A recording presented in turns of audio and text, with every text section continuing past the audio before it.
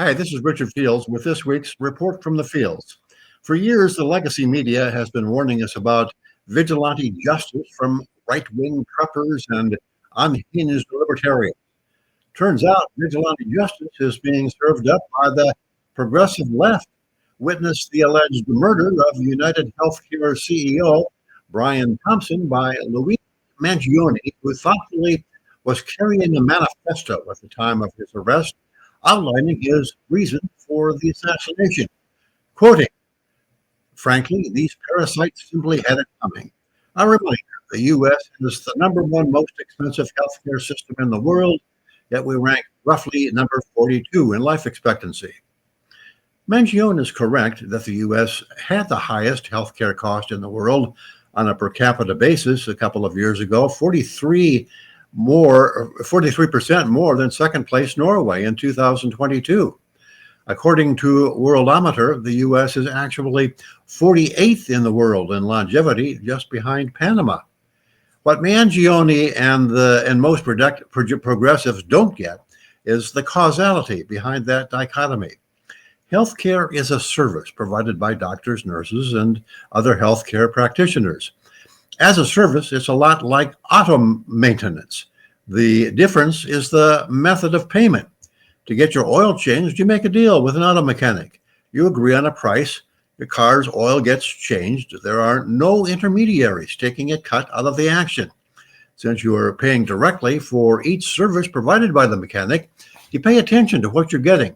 If buying new tires when the old ones still have 10,000 miles of tread on them doesn't make sense to you, you don't do it.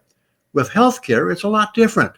With Obamacare, you are pretty much forced by law to hire an intermediary, a health insurance company. You pay them, they pay the doctor after taking a cut for themselves. Once you pay the premium, your healthcare cost is paid in full, less any deductibles. Mangione reportedly suffered from back pain. There's a whole range of treatments for back pain. They range from stretching, which costs nothing, to implants and spinal surgeries, which are very expensive. Once you've paid your insurance premium, why not go for the most expensive Cadillac treatment? After all, you've already paid for it. The motivation of insurance companies is to put limits on what it will pay for. It's probably not a stretch to assume that Mangione was not getting the Cadillac treatment he felt he needed. UnitedHealthCare says they were not Mangione's insurer, so Mangione probably just picked the company that is the largest in the industry. It's entirely predictable that paying an insurance company a fixed price to pay your medical bills for you will increase your costs. First, the insurance company will have to be paid for their services. Second, you as a consumer paying a fixed cost will have every incentive to get as much medical service as you can for your premium. Conversely, the insurance company will be incented to limit the services it will pay for. Conflict is built into the system. If you bought auto insurance and expected a complete engine rebuild every 20,000 miles, the insurance company would balk.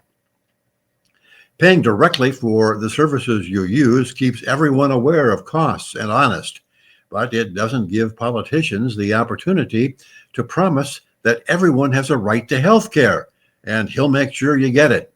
Inflation is, of course, enabled by central bank money creation, but where it shows up most is the industries most highly regulated and controlled by government: education, defense, and, of course, healthcare.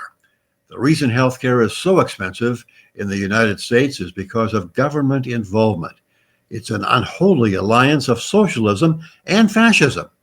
Medicare, Medicaid, the VA, and other government-run programs are essentially socialist. Private sector health insurance companies are controlled by government bureaucracy, but allowed by the government to make outsized profits. That's textbook fascism. Patients going to the doctor and paying directly for the service they receive is largely a relic of the past. The way to lower healthcare costs and maintain civility between patients and healthcare providers is massive deregulation. It's not to murder people. We'll touch on increasing government efficiency next week when we talk about DOGE, the so-called Department of Government Efficiency.